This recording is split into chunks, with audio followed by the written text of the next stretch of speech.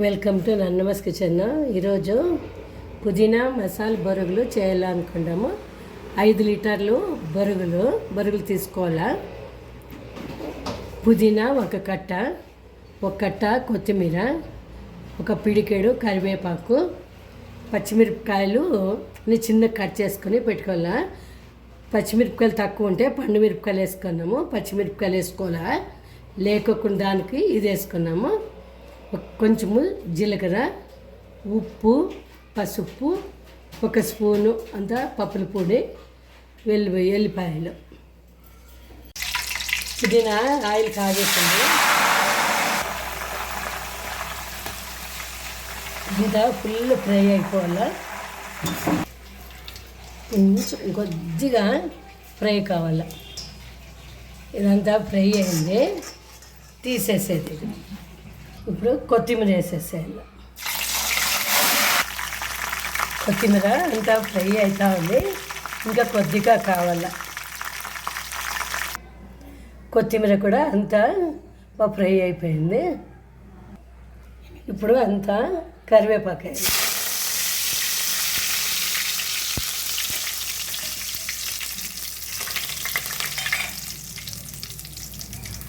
ఇప్పుడు మిరపకాయలు వేసేసాను.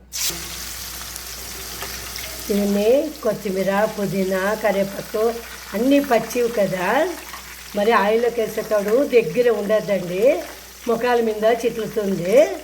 ఇప్పుడు చూసినారు కదా, దూరంగా ఉండి వేసుకోనాలా. ఇవి మిరపకాయలు కూడా అట్లే చేసేసుకోవాలి.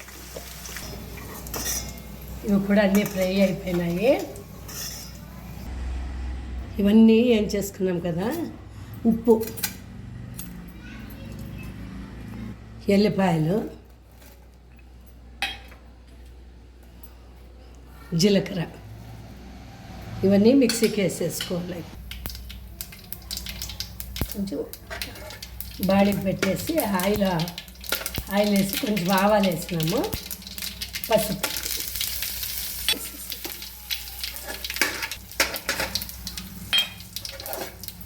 ఇదంతా వేసి కలిసి బొరుగులు వేసేసి కొంచెం బరుగులు అన్నీ వేసేసి బరుగులు కలిపేసేసేది అంతా మొత్తం.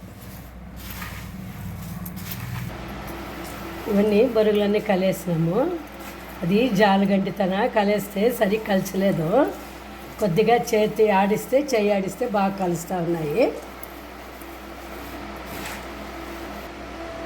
పప్పుల పొడి ఉంది కదా, అదంతా వేసేసి కలిసేసేది. ఇప్పుడు